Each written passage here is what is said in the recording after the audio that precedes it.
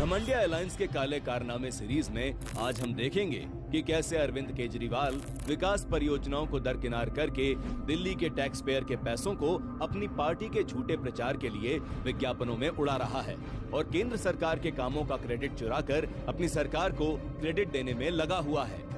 आपको बता दें कि RRTS परियोजना के तहत मेरठ दिल्ली और अलवर दिल्ली पानीपत कॉरिडोर पर काम चल रहा है। इस परियोजना के लिए दिल्ली सरकार को अपने हिस्से का फंड जमा करवाना था, जिस पर केजरीवाल सरकार ने बजट की कमी का बहाना बनाकर अपने हिस्से का फंड देने से इनकार कर दिया था। इस मामले की गंभीरता को देखते हुए सुप्रीम कोर्ट ने केजरीवाल सरकार को जुलाई 2023 में दिल्ली मेरठ RRTS के लिए 415 करोड़ रुपए 2 महीने में जमा करवाने के आदेश जारी किए थे।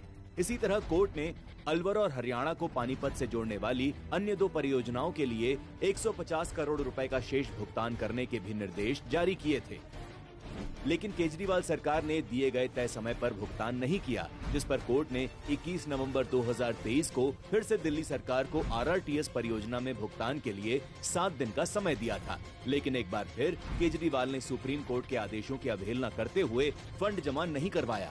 केजरीवाल की इस मक्कारी पर सख्त रवैया अपनाते हुए 14 दिसंबर को कोर्ट ने एक बार फिर दिल्ली सरकार को बड़ी फटकार लगाई और अलवर दिल्ली पानीपत RRTS परियोजना के लिए 7 दिन के भीतर फंड जारी करने की चेतावनी दी। साथ ही कोर्ट ने ये भी कह दिया है कि दिल्ली सरकार विज्ञापन बजट का पैसा काटने के लिए मजबूर न करें।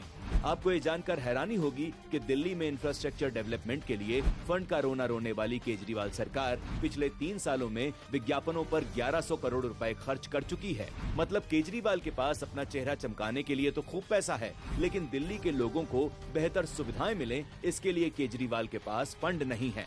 वहीं दूसरी ओर दिल्ली में बढ़ते प्रदूषण और DTC की खस्ता हाल बसों से जनता को निजात दिलाने के लिए केंद्र सरकार ने फेम इंडिया स्कीम के तहत DTC के बेड़े में अब तक कुल 1300 नई इलेक्ट्रिक बसें शामिल की हैं, जिसका केजरीवाल क्रेडिट चुराने में लगा हुआ है। बीते 8 सालों में केजरीवाल सरकार न तो दिल्ली का प्रदूषण रोकने में कामयाब हुई और न ही DTC के बेड़े में कोई नई बस शामिल कर पाई। अपनी इसी नाकामी को छिपाने के लिए केजरीवाल सरकार अब केंद्र के कामों को अपना बताकर झूठा प्रचार करने में लगी हुई है। इससे एक बात तो साफ हो गई है कि केजरीवाल के पास ना तो कोई विजन है और ना ही काम करने की नीयत। इसका मकसद तो सिर्फ जोड़ तोड़ की राजनीति करके घमंडिया अलायंस के सहारे देश की सत्ता तक पहुंचना है। लेकिन देश की जनता अब इस केजरीवाल और घमंडिया अलायंस की सच्चाई जान गई है और अच्छे से पहचान भी गई है।